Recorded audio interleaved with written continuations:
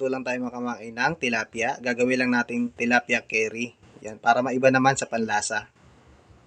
Tayo ng mantika mga kamangay.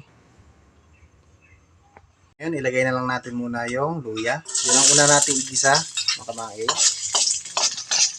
Isunod na natin yung ating bawang. Ilagay na natin yung ating sibuyas. Yan mga kamangay, ilagay na natin yung ating gata.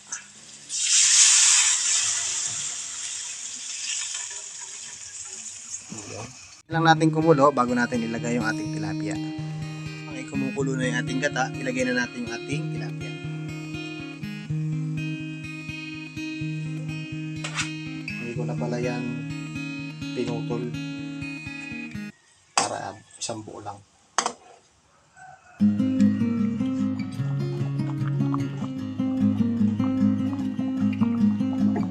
Mag-umpisa na tayo maglagay ng mga ricado. Lagyan natin ng pamintang buo. Lagyan ng pamintang durog.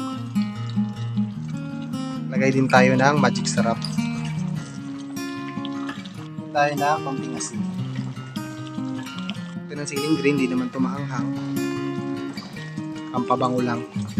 Lagyan na natin mga kamangay yung ating pechay. Medyo madami yan.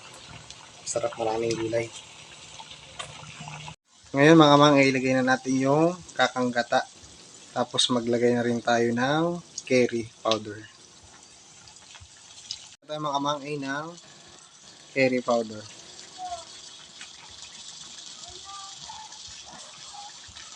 Okay.